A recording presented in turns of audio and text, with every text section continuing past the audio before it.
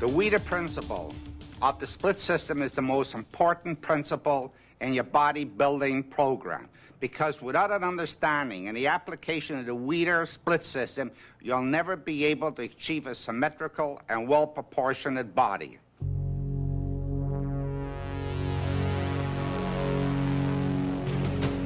There are hundreds of thousands, even millions of people, men and women, working out in gyms around the world, but very few of them look like bodybuilders. Why? Well, certainly genetics has something to do with it. Some people are just more physically talented than others when it comes to building muscle.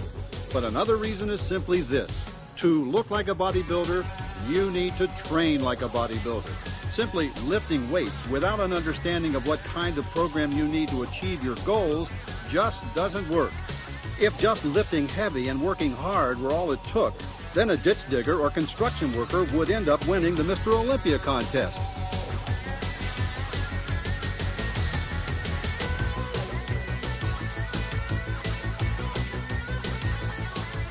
Hi, I'm Bob Harris. Now, when you're in the gym, intensity and hard work are very important, but it's not enough just to work hard. You need to learn to work smart also. You should be going for an intensity of effort in the gym and also an intensity of effect. The exercises that you're doing should have the most maximized effect on the muscles themselves. It's not just enough to push the weight.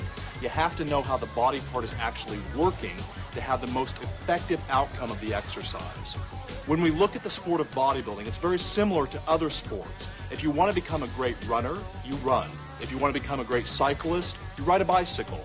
If you want to look like a bodybuilder, you need to train like a bodybuilder. You need to train in a sport-specific manner.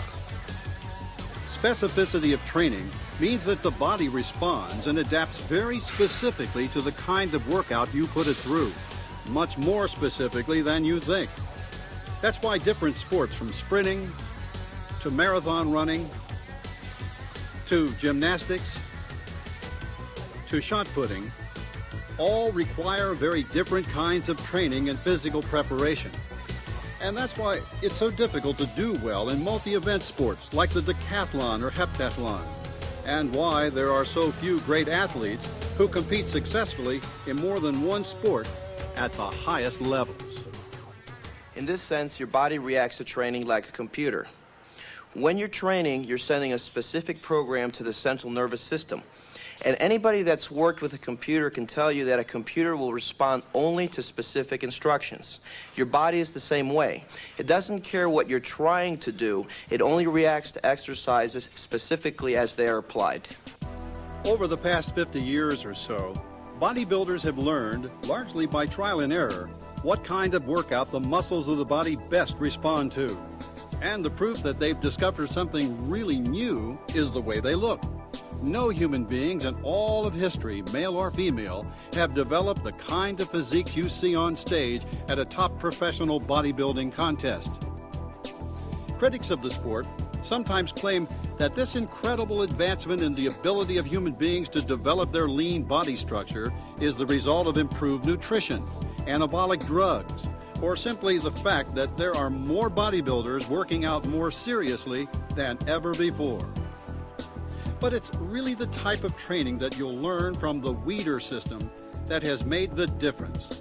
The modern bodybuilding workout was developed to address the natural, genetically determined capacity of the body to respond to the muscle training, the physiological programming that is inherent in the neuromuscular system itself. It's the most effective and efficient form of muscle training ever conceived. So if you're going in the gym to develop your lean body structure, being a competitor or not, why do it any other way? After all, the body is a homeostatic organism. That means that it tends to resist change, whether the change is good or bad. That's why people can abuse their bodies for such a long period of time before they actually see serious damage. So it follows that to make dramatic improvements in your physical structure, you have to find some way to force your body to change. You have to subject it to a program that's so intense and effective that it has no choice but to respond. And that's what bodybuilding type weight training is all about.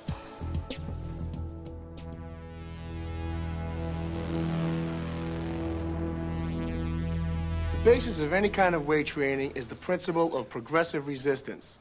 That is, when you take a significant amount of resistance and work your muscles against it.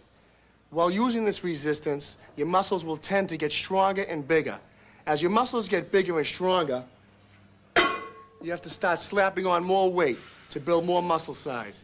This is the Weider principle of progressive resistance. It's a good principle, it's a smart principle, use it. There's a Greek myth that goes back thousands of years which describes the process exactly. Milos of Crotona is said to have begun picking up and lifting a young calf every day. As the calf grew larger and heavier, he continued this practice and therefore grew progressively stronger to the point where he was still able to lift the animal when it became a full-grown bull. This is exactly what you do with bodybuilding type weight training. Only instead of hefting farm animals, you use barbells, dumbbells, and various types of machines to provide the necessary resistance. The idea of progressive resistance is that the muscle adapts as a greater load is put on that muscle during the time of doing resistance training.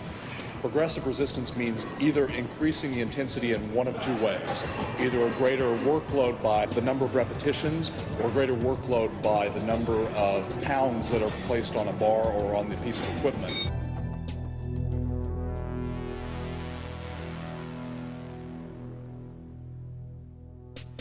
We have muscles because we live in a gravity well. Our muscles allow us to overcome the force of gravity and move around the surface of the planet.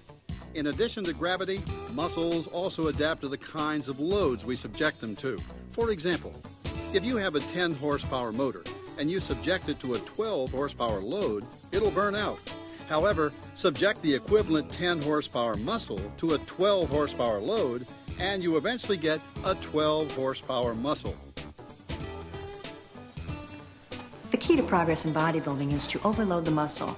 Just enough to cause it to grow, but not enough to cause injury, and to continue to increase the amount of load on a regular basis as the muscle gets bigger and stronger.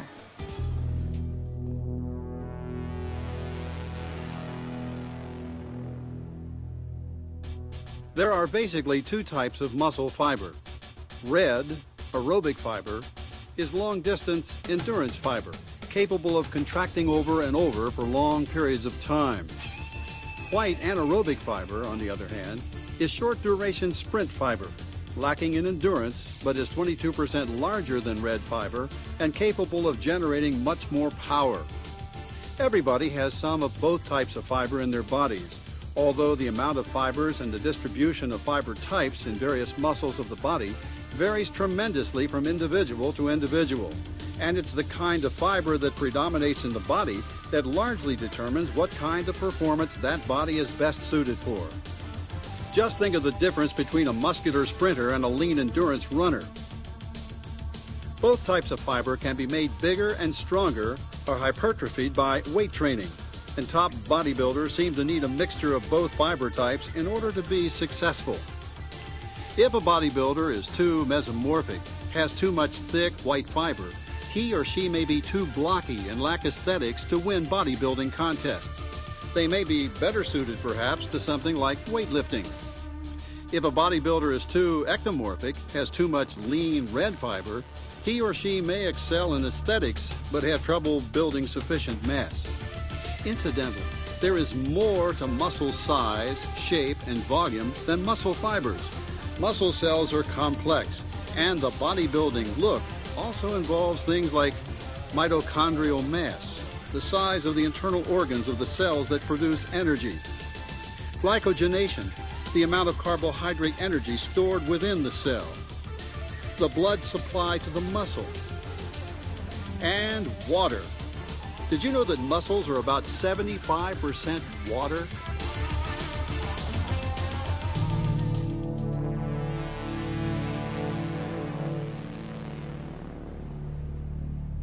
The basic unit in bodybuilding training is the repetition.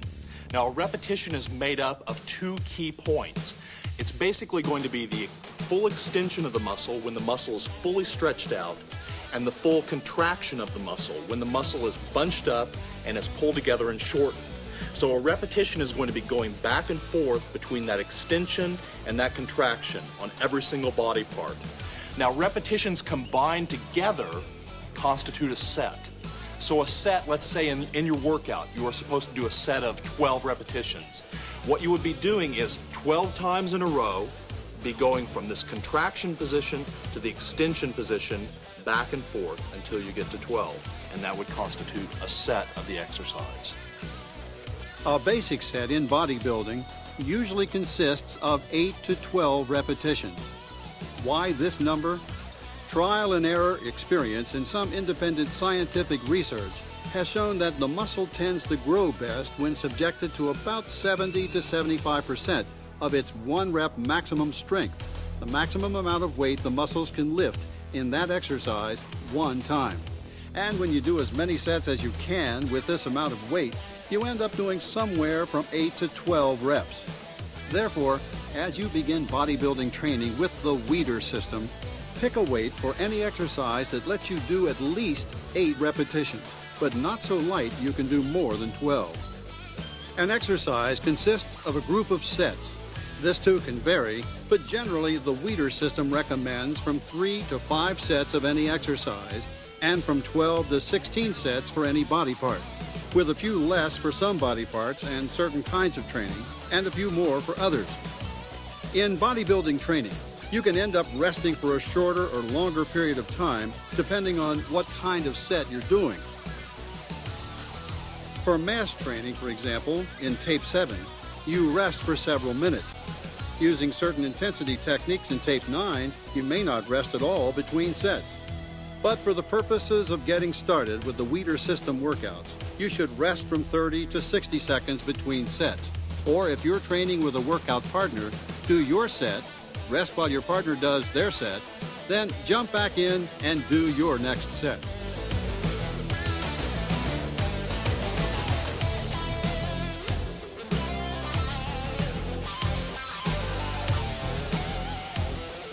You usually want to do somewhere between 8 and 12 or 15 repetitions in a set. So it is important to increase the weight because that's putting a different type of pressure that the body has to respond to.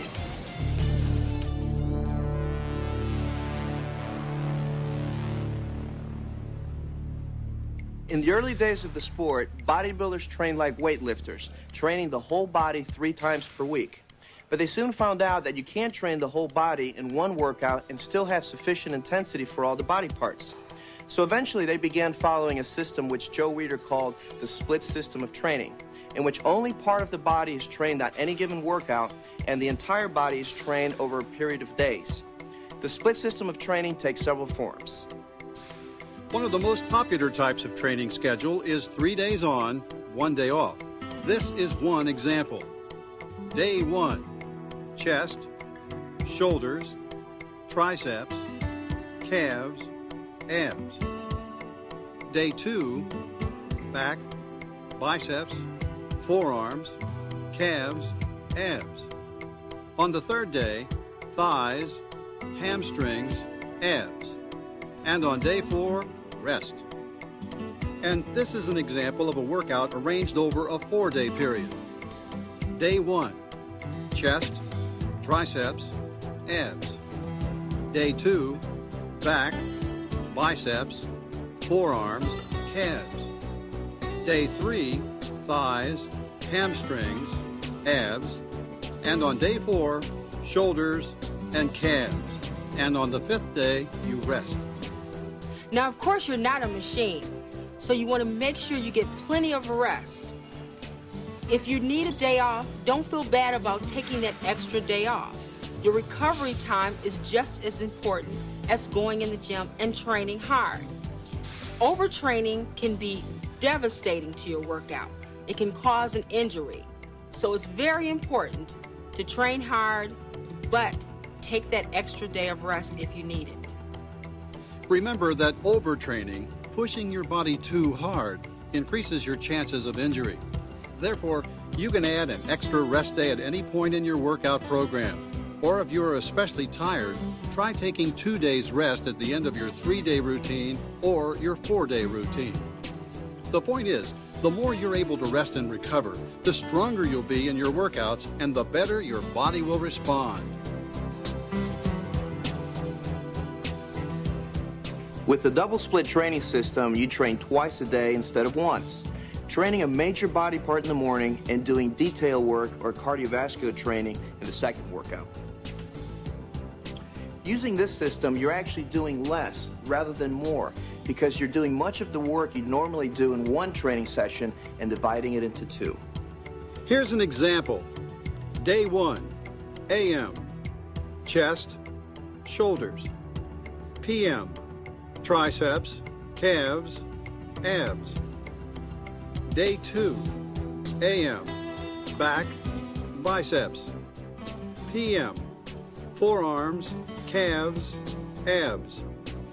Day 3, AM, thighs, hamstrings.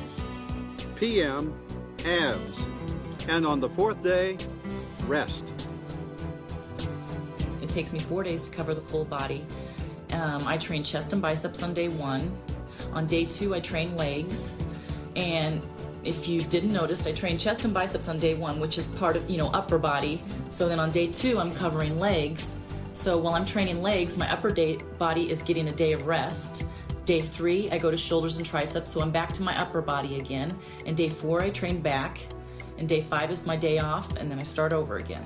I work with a split system. I split my body over 4 days, so that after my 4th days, I finished my whole body training. When I started training, I was 16 years of age, so obviously I started on a 3 times a week schedule. I would do 1 exercise per muscle group, probably on a 10-8-6 basis, 10 reps the first 8 reps the same poundage, and 6 on the principle that my energy was diminishing. And of course it wasn't, but that's the way I thought, that my energy was diminishing. So I would do 10, 8, and 6. And as I progressed, then I started to realize that if I wanted to do more work and more overloading, I would have to work on split routines. So I would kind of split the body into 2 parts.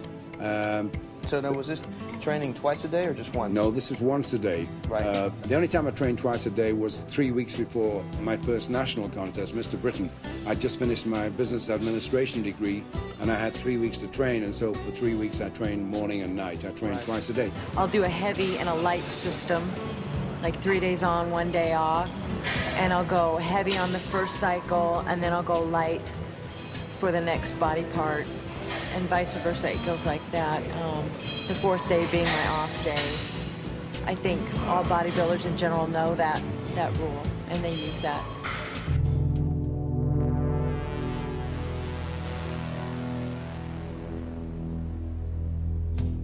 You hear all sorts of theories about how to train for cuts and definition, or train for tone rather than building.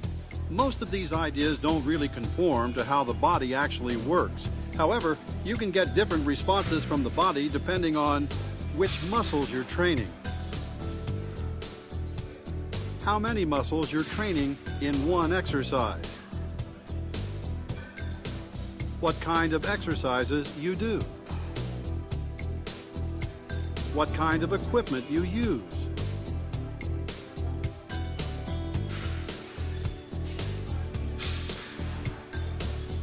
and what kind of intensity techniques you employ.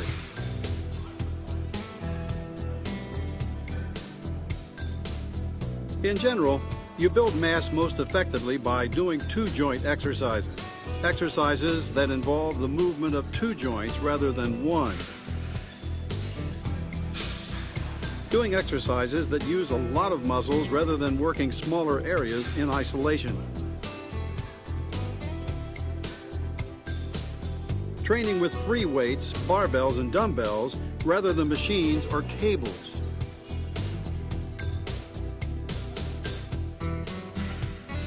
And using the kind of mass-building techniques that are described in detail in Tape 7.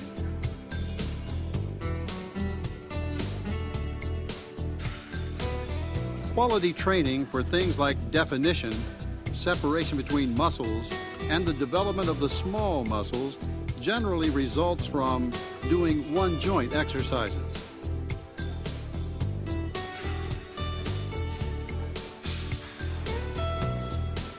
Training smaller muscles or muscle groups in isolation.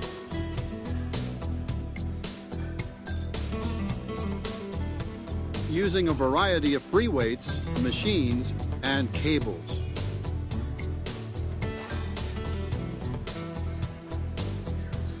and using as many of the Weider intensity principles, such as full range of motion,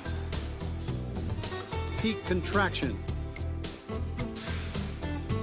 supersetting, and others detailed in Tape 9.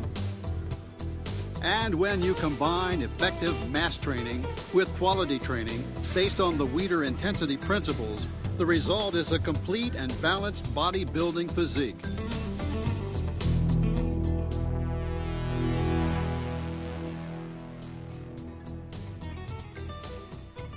You generally build muscle more easily with free weights than with machines, because the body responds to something that is heavy more fully than resistance, which is merely hard. In fact, our bodies have evolved over millions of years to recognize and deal with weight. But little in our evolutionary history has prepared the body for pushing a resistance that slides back and forth along a track or rotates on a cam.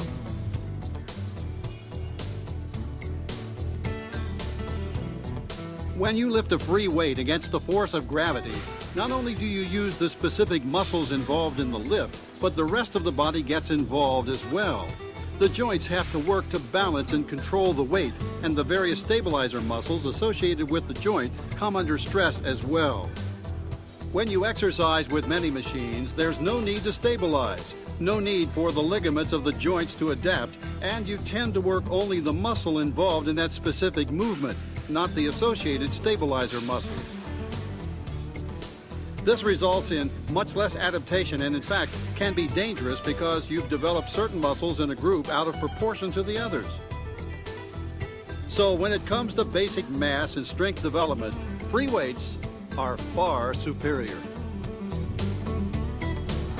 I myself am a firm believer in free weights, heavy free weights for building mass. Low repetitions, not too low, where you're just going to pump out 4 or 5 and then just drop the weight. You want heavy weights and good repetitions, good muscle control, and plenty of protein to build that mass with. Free weights, free weights are it. Basic heavy movements is the way I consider it. That's what I've always used, basic heavy movements to build size, not to get into contest shape per se, but you have to have the frame there to carve it out. In my opinion, it's a lot better to use a free weight than using a machine in general, because with free weights your body responds a lot better to your free weight, because it's like you can keep your natural movements in, and the body is built to use free weights, not to use machines. So your body responds a lot better, plus your nervous system and everything is very much in action. So your body growth is much more stimulated than using a machine. But machines and cables can also be valuable. They work well when you want to isolate specific areas of the body. They are also effective when you're doing higher rep training, in which the stress of an individual repetition is not as important as the cumulative effect of a number of repetitions. For example, supersets, trisets, and giant sets, as described in Tape 9. Exercise machines are also essential when resistance training is being used to rehabilitate injuries, as described in Tape 10. When you're recovering from an injury, having the injured area securely stabilized as you build up its strength is one of the keys to successful rehabilitation. You still should use machines maybe to isolate some muscle groups, and altogether makes a whole package, so you need it both. Yet it's not the hardware development that's created the tremendous progress in our ability to develop the body. It's the software, the training principles and techniques, which you'll learn about as part of the Weider System.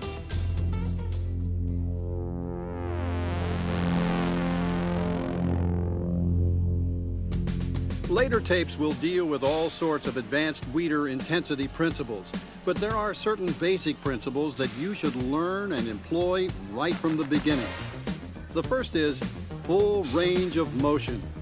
During each of your exercises, you need to go from the full extension of the muscle to the full contraction and back.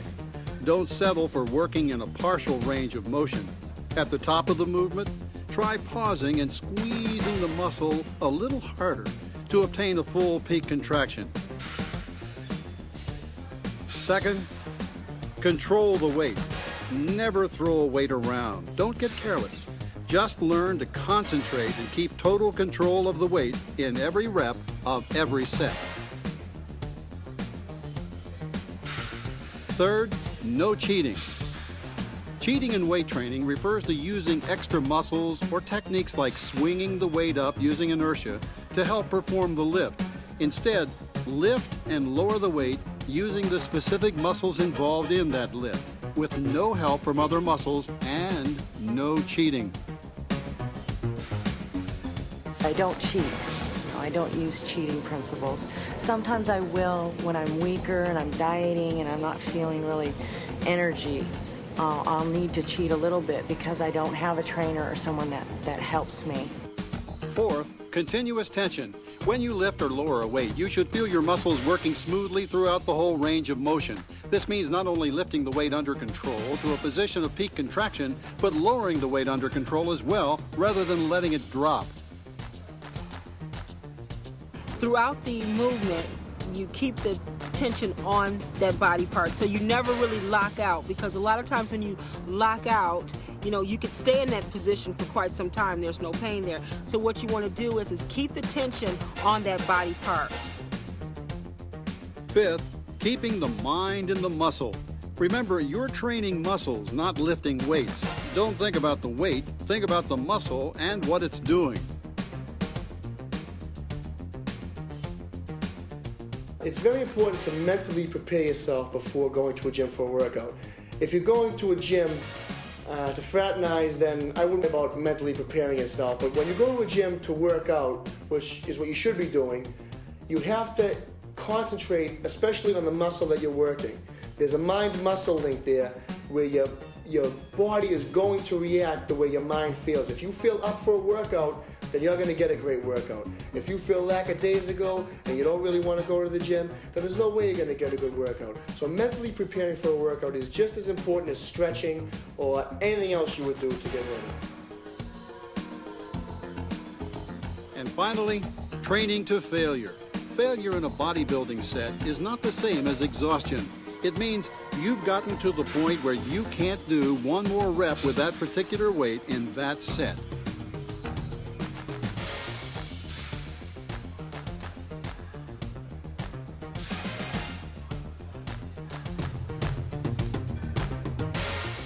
It takes more effort to stop and think about each and every repetition than it does to just say, okay, I'm going to do 12 repetitions with this super heavy weight, and all you're thinking about is moving that weight. You're not thinking about, let's say if you're doing squats, thinking about your quadriceps, okay, in the first repetition, and thinking about the movement on the way up and the movement going down. And when you're really thinking about it, then the chances of injury are slim, you know, and the chances of that muscle responding is even better because you're really concentrating. So I think that's what the key is, and that's what's most important. Bodybuilding, when it's done properly, involves learning a lot of skills. So it's going to pay for your success to learn those skills properly from the very beginning. Here is a summation of the basic principles and training methods you've learned about in this tape.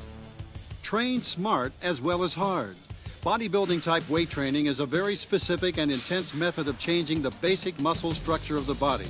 And the key to success in bodybuilding training is utilizing all of the Weider training principles. Utilize the progressive resistance training principle.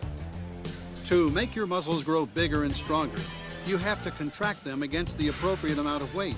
But as they adapt and begin to grow, that weight becomes too light to cause continued adaptation and the muscles stop responding. At that point, you add weight to the exercise to challenge the muscles further and continue to add weight on a progressive basis to keep pace with the continuing development of your muscle structure.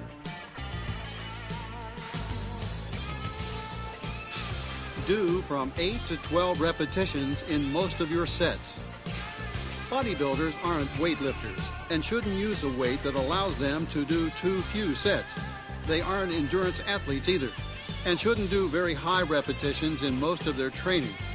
Bodybuilders have learned that a muscle responds best to an amount of resistance equal to about 70 to 75% of its 1 rep maximum strength. Using this amount of weight generally allows you to do from 8 to 12 reps in any given set. Do from 3 to 5 sets per exercise, 12 to 16 sets per body part. Too few sets and the muscles may get big but will lack detail. Too many sets will limit the amount of size and strength you can achieve and increase your risk of injury through overtraining.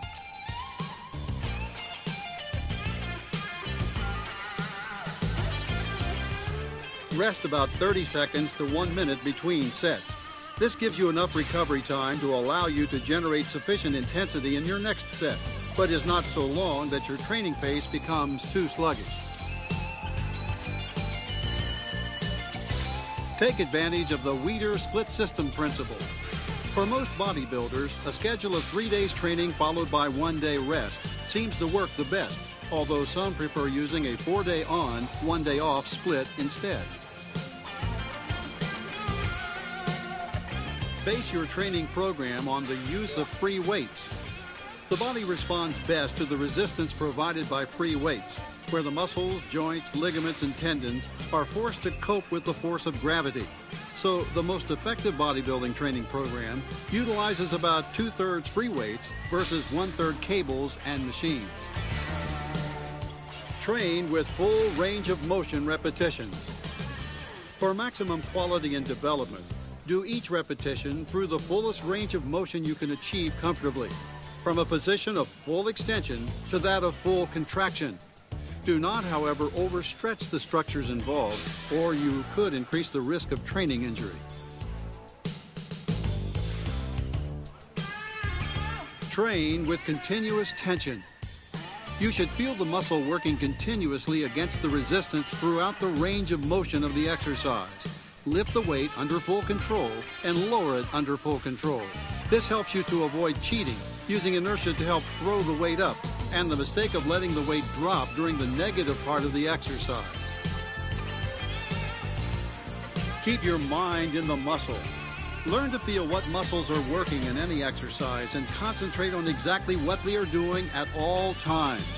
Technique is of little use without feel, and you develop feel in bodybuilding training by focusing your attention on your muscles rather than on the weight they're lifting. Remember, you're training muscle, not lifting weights, so keep your mind in the muscle at all times for the maximum effective workouts. Train to momentary muscular failure. Except when you're doing something like power training as described in tape 7, you should train to failure in each set. Training to failure actually means training to momentary muscular failure and is not the same as working to total exhaustion. It simply means you keep going in that set using that weight until you can't do any more repetitions without stopping to rest. The split system is one of the most important principles. Without the utilization of the Weider split system in your workout, you'll never be able to achieve a symmetrical, proportionate, muscular body. Learn it, apply it, and you would develop the body that you always wanted. Now that you know how to use the split system, let's put it to use. In the next tape, my champions will show you how to apply the back exercises and the bicep exercises to broaden your back and give you bigger and more massive and more muscular arms. The key to me getting the best workout I possibly can every day is just to be very organized and to have some type of schedule. You know, I can't go in one morning at 7 o'clock in the morning and the next day at 5 o'clock at night. I like to train at the same time every day, and I like to eat like 2 hours before I train, and my schedule has to be very organized in order for me to get the best workout possible. I've developed my physique to the point to where I'm happy with it, you know, with the size and everything, and I don't want to overpower anything. So just to keep everything in balance, you know, I'm more looking for the shape and balancing everything out now. What I'd say to a woman just starting out in, let's say, weight training, and she doesn't really want to be a bodybuilder, is that the key is consistency, and basically to come in and learn the basic exercises. Learn what exercises go for what body parts. And the benefits that you get from a physical point of view, from a mental point of view, from a strength point of view, even from an emotional point of view, goes into the full aspect of your life and makes for better living and a better person and a better society. Procrastination is the robber of opportunity. It's the great thief of time and opportunity. You know, and I think that there's no better time to do it than to do it right now. You got to be motivated. When I started bodybuilding, I weighed 114 pounds. You know, I'm a diabetic. I'm 5 foot 4.5 inches tall. I won Mr. Universe, Mr. America. The only way that you can really do it is if you have it inside. You got to want it. There is no excuses of being tired or sick or having a cold. You have to do it or get out.